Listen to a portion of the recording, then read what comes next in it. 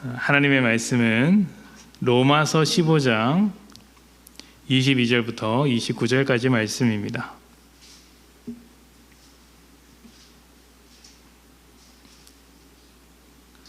로마서 15장 22절부터 29절까지 말씀. 22절부터 29절까지 말씀을 우리 교독하도록 하겠습니다. 마지막 29절은 다 함께 봉독합니다. 제가 먼저 했습니다. 그러므로 또한 내가 너희에게 가려 하던 것이 여러 번 막혔더니 이제는 이 지방에 일할 곳이 없고 또 여러 해 전부터 언제든지 서바나로 갈 때에 너희에게 가기를 바라고 있었으니 이는 지나가는 길에 너희를 보고 먼저 너희와 사귐으로 얼마간 기쁨을 가진 후에 너희가 그리로 보내주기를 바람이라.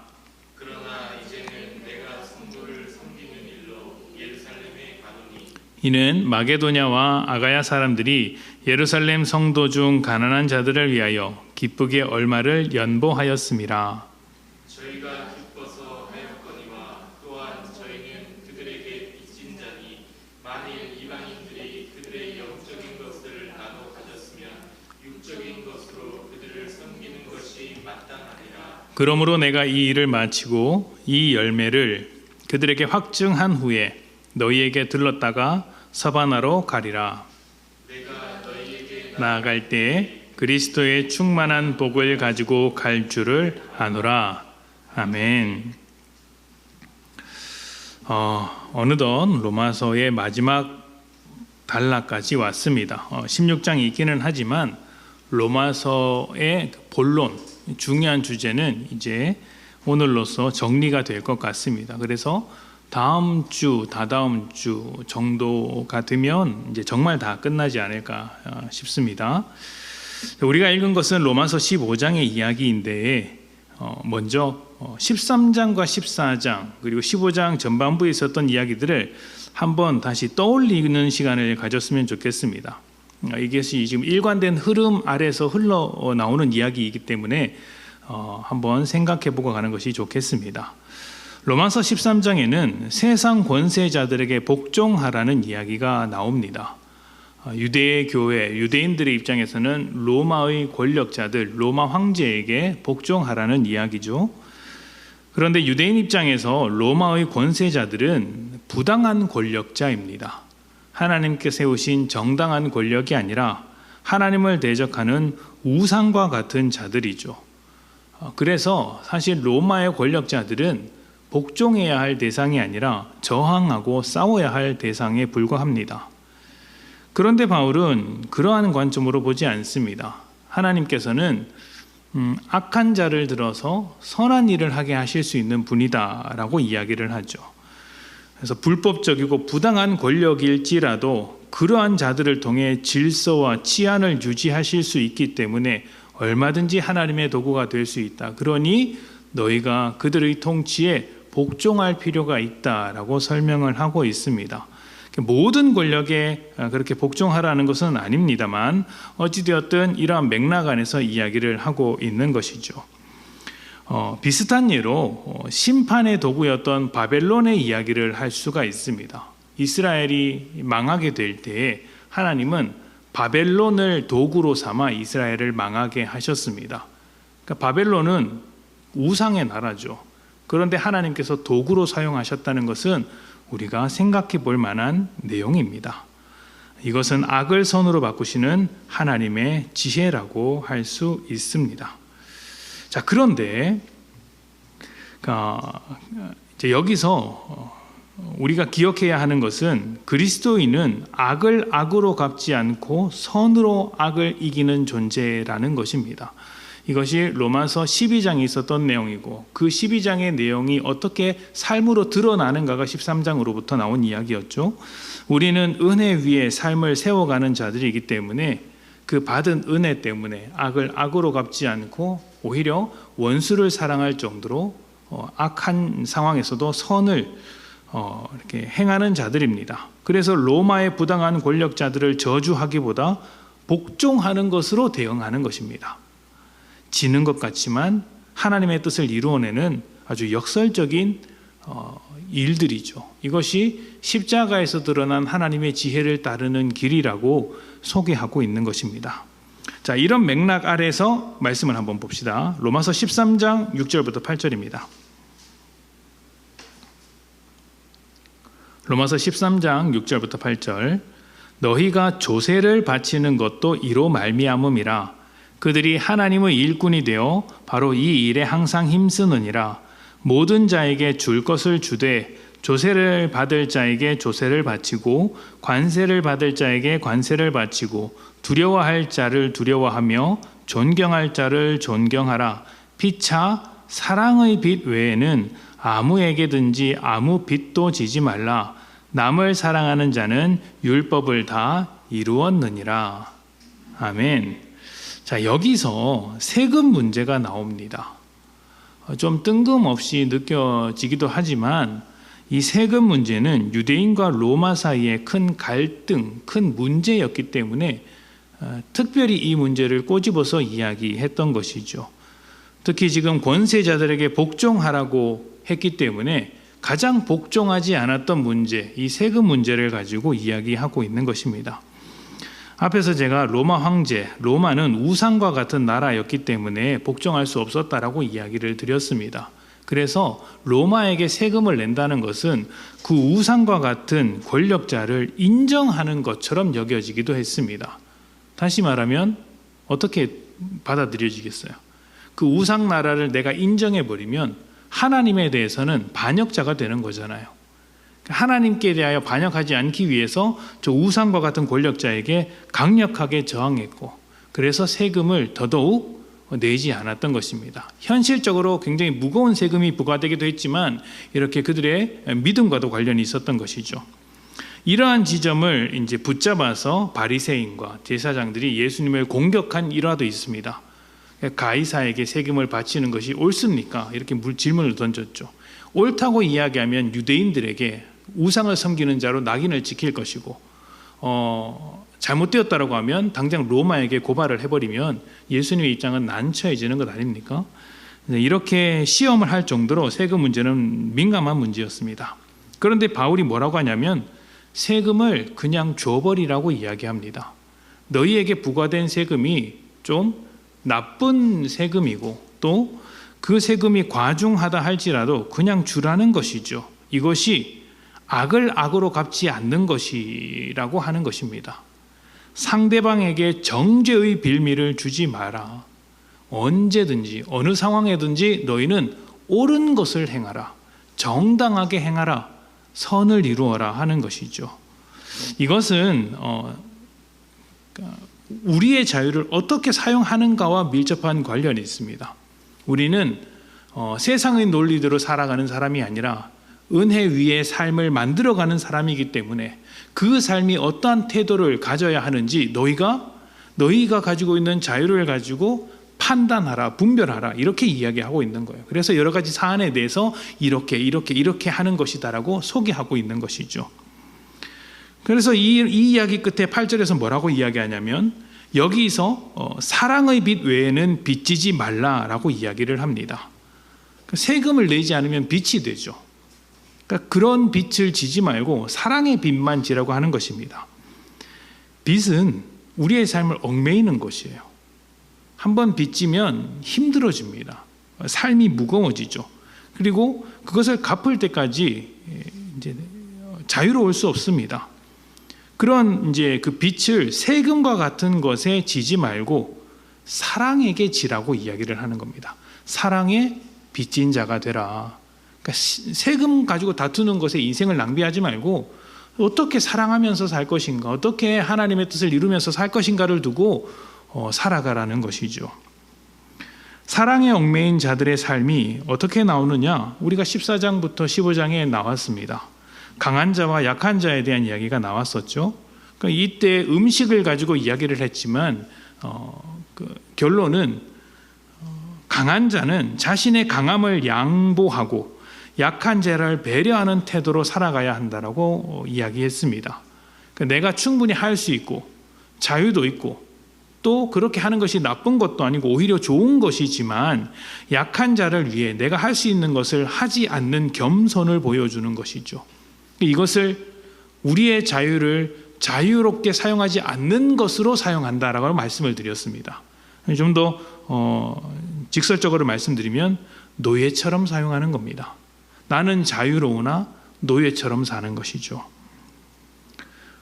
이것은 예수님에게서 찾아볼 수 있는 모습이었습니다. 예수님은 우리를 위해 종의 모습으로 오셨습니다. 그리고 십자가에서 죽으셨죠. 예수님이 옳으냐 우리가 옳으냐 따지면 예수님이 옳습니다. 예수님이 강자고 예수님이 정당하고 죽어야 할 것은 우리죠. 그런데 예수님이 죽으셨습니다. 이것이 하나님의 역설이자 하나님의 논리, 하나님 나라의 법칙인 것입니다. 십자가에서 발견되는 것이죠. 그리고 이 사랑을 받은 우리, 자 그렇다면 우리가 이제 이 사랑을 받았습니다. 죽어야 할 것은 우리인데 하나님께서, 예수님께서 우리를 대신하여 우리를 사랑하셔서 대신 죽으셨습니다.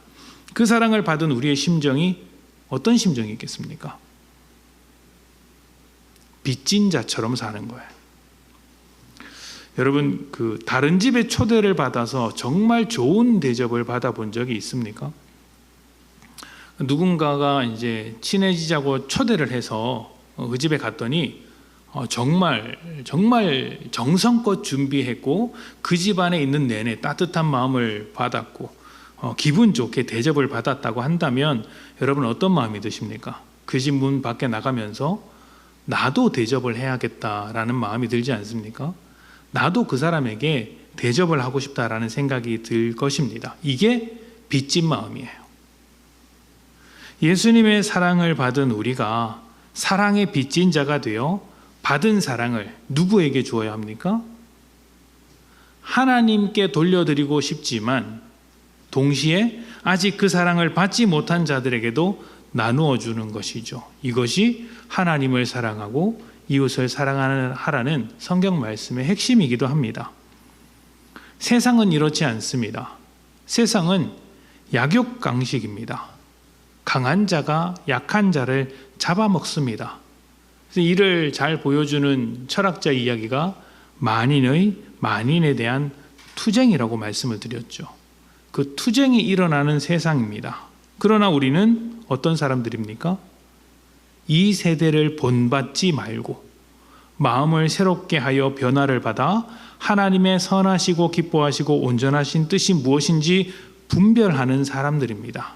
그래서 우리는 만인에 대한 투쟁을 벌이고 있는 이 세상 속에서 만인에 대한 섬김을 꿈꾸는 것입니다. 다 이겨야 사는 세상 속에서 지기도 하는 자들이 되는 것이죠. 그것이 은혜 위에 올려진 삶으로서 사랑의 빛을 지고 살아가는 삶의 태도라고 할 수 있습니다. 자, 그런데 이런 태도는 사실 로마서가 처음 시작될 때부터 바울이 했던 이야기입니다. 우리가 읽은 후반부 12장 이후의 이야기에서만 나온 게 아니고 처음부터 바울은 이 이야기를 깔고 들어갔어요. 한번 봅시다. 로마서 1장 14절부터 15절입니다.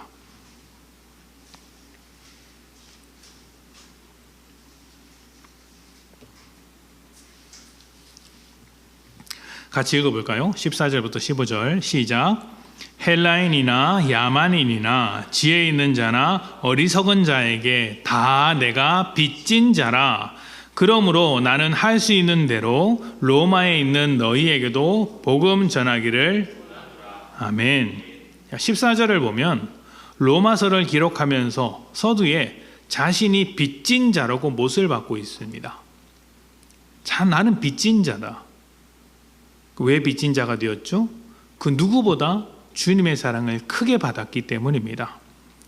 바울은 죄인 중에 괴수라고 할 정도로, 스스로를 그렇게 괴수라고 할 정도로 심각한 사람이었습니다. 예수님을 몰랐고 예수님을 따르는 교회를 찾아다니면서 죽였던 사람입니다. 그런데 그런 괴수와 같은 자신을 받아주신 그 주님의 은혜를 어떻게 말로 설명할 수 있겠습니까? 그래서 빚진 자다라고 하면서 교회를 죽이러 다니던 삶을 끝내고 이제 복음을 전하기 위해 온 땅으로 다니는 인생이 된 것이죠.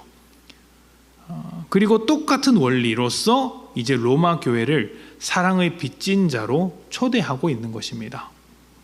10절부터 13절에 이렇게 이야기를 합니다. 어떻게 하든지 이제 하나님의 뜻 안에서 너희에게로 나아갈 좋은 길 얻기를 구하노라. 몇 번 내가 가기를 원하는데 지금 여러 가지 이유로 일이 생겨서 상황이 그래서 못 가고 있는 겁니다. 그래서 편지를 먼저 한 거예요. 11절입니다. 내가 너희 보기를 간절히 원하는 것은 어떤 신령한 은사를 너희에게 나누어 주어 너희를 견고하게 하려 함이니 이는 곧 내가 너희 가운데서 너희와 나의 믿음으로 말미암아 피차 아니함을 얻으려 함이라. 형제들아, 내가 여러 번 너희에게 가고자 한 것을 너희가 모르기를 원하지 아니하노니 이는 너희 중에서도 다른 이방인 중에서와 같이 열매를 맺게 하려 함이로되 지금까지 길이 막혔도다. 아멘. 11절에 보면 신령한 은사를 나누어 주고 싶은 마음이 간절하다고 이야기합니다. 내가 너희 보기를 정말 간절히 원하는 것은 어떤 신령한 은사를 너희에게 나누어 주려고 하기 때문이다 라고 하는 것이죠. 그리고 13절에는 이렇게 이야기를 합니다. 너희 중에서도 이방인 중에서와 같이 열매를 맺게 하려 합니다. 이 은사를 받아서 은사를 받은 너희가 어떻게 하라고요? 열매 맺으라고요. 어떤 열매입니까? 어떤 은사이겠습니까? 여기서 주는 신령한 은사가 뭐겠어요? 방언입니까? 뭐 이런 겁니까? 복음이에요, 복음. 복음입니다. 복음을 제대로 나누어주고 가르쳐 주기를 원한다는 것이죠. 그렇게 되면 그 복음으로 열매를 맺도록 하는 것이죠. 그러니까 어떤 열매냐면 은혜를 받은 자, 복음을 받은 자가 받은 것으로 그치지 않고 그 받은 은혜와 사랑을 다시 베풀고 사랑의 짐을 지며 복음을 전하는 삶으로서의 열매를 이야기하고 있는 것입니다. 받았느냐? 그러면 너희는 빚진 자 된 마음으로서 그 받은 것을 나누어 주는 삶을 살아야 한다. 이게 열매인 거예요. 은혜는 복음을 타고 은혜가 없는 것으로 흘러가게 합니다. 은혜를 많이 경험한 강한 자가 약한 자에게 은혜를 흘려보내야 하고 은혜를 경험한 바울이 은혜를 모르는 이방인들에게 흘러보냈습니다. 이 모든 것들이 은혜가 만들어낸 짐인 거예요. 사랑의 짐을 지는 것, 사랑의 빚진 자 되는 것, 은혜와 복음의 빚진 자가 되는 것이죠. 물론 하나님은 우리에게 빚을 갚으라고 말씀하시는 분이 아닙니다. 은혜는 조건이 없고 자격이 없기 때문이죠. 갚아야 하는 은혜가 아니라 누려야 할 은혜인 거예요. 하나님은 우리에게 빚 갚으라고 말씀하신 적이 없어요. 그런데 이것은 그것을 주시는 하나님의 입장인 거예요. 하나님의 입장. 하나님이 우리에게 뭐 받으실 게 있겠습니까? 받아서 좋을 게 뭐가 있겠어요? 하나님은 우리에게 주시는 것을 기뻐하시는 분이십니다. 그래서 언제나 우리에게 좋은 것을 주시는 아버지라고 말씀을 하시죠. 그런데 그것을 받은 자는 다릅니다. 받은 자는 달라요. 우리가 믿음에 이르게 한다.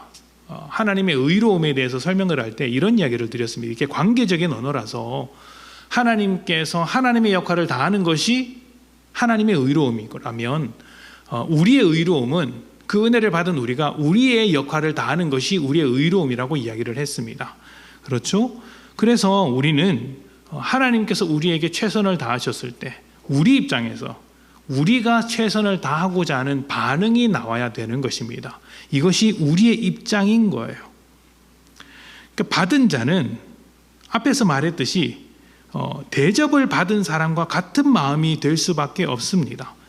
대접을 받은 사람, 정말 훌륭한 대접을 받은 사람은 빚진 마음으로서 또 그 사람에게 대접해 주기를 원하게 되죠.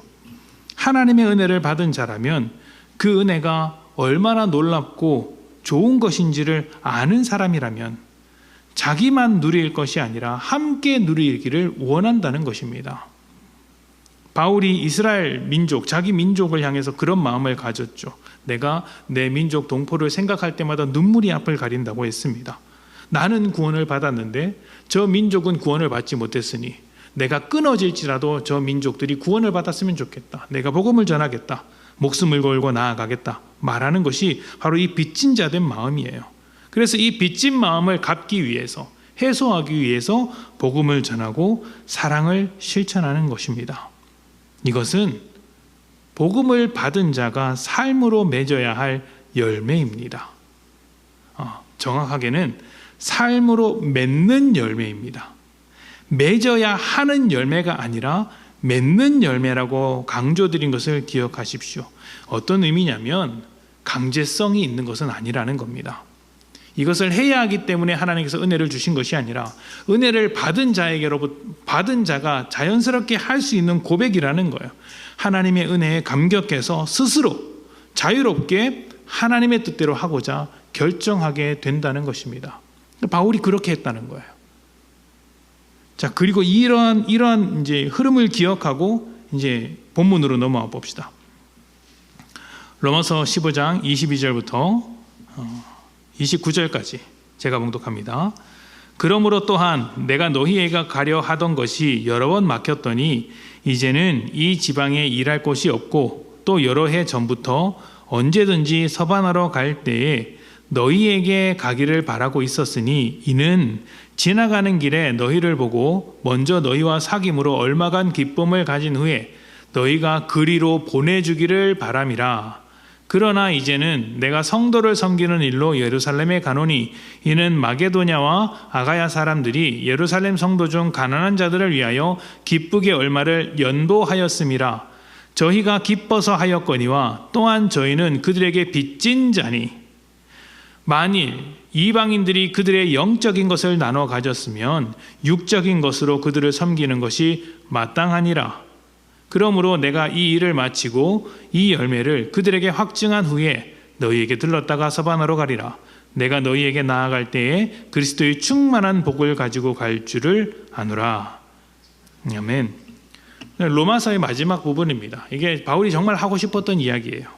이 마지막 부분을 기록하면서 뒤에는 이제 일반적인 인사와 안부가 나오기 때문에 정말 중요한 내용은 여기서 마치는 겁니다. 그런데 이 로마서를 마치면서 1장에서 이야기했던 빚진 자가 맺는 열매에 대한 이야기를 한 번 더 꺼내고 있습니다. 그만큼 이 이야기가 중요한 이야기고 이 편지의 결론이자 목적이라고 말할 수 있는 것이죠. 25절부터 27절을 보면 마게도냐 성도들이 가난한 예루살렘 성도들을 위해 헌금했다는 이야기가 나옵니다.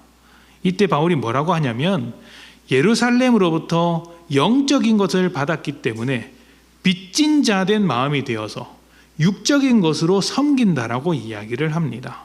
그리고 그 말씀에서 헌금을 어떻게 합니까?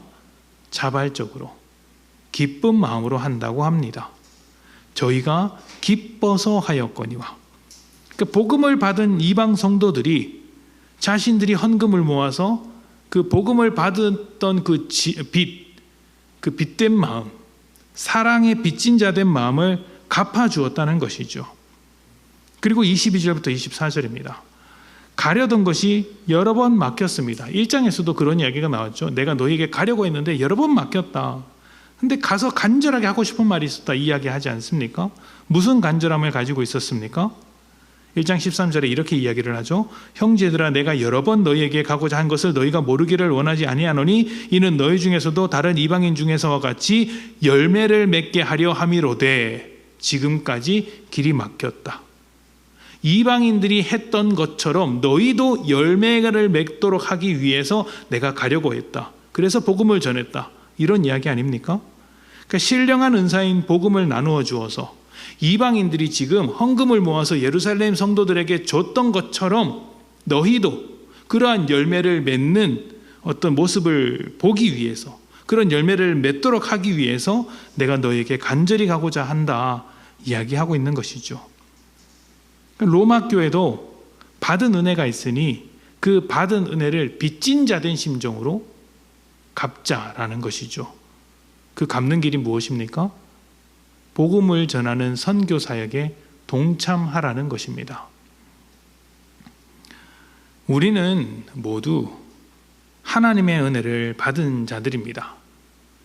자격이 없는 죄인에 불과하지만 아무 조건 없이 구원을 받았습니다. 하나님의 자녀가 되었죠. 하나님은 하나님의 사랑으로부터 끊을 자가 그 누구도 존재하지 않는다라고 할 정도로 우리를 사랑하셨습니다. 포기하지 않으셨고 신실하셨습니다. 자신의 의로움을 끝까지 지키셨으며 지금도 지켜가고 계십니다. 그 놀라운 은혜가 지금도 우리에게 이어지고 있습니다.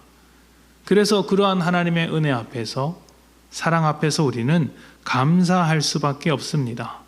그리고 감사할 뿐만 아니라 어떻게 해야 합니까? 그 사랑에 반응해야 합니다. 은혜를 진하게 경험한 사람일수록 그렇게 해야 합니다. 그래서 바울이 이렇게 요청하는 거예요. 로마 교회를 향한 요청이자 우리를 향한 요청이기도 합니다.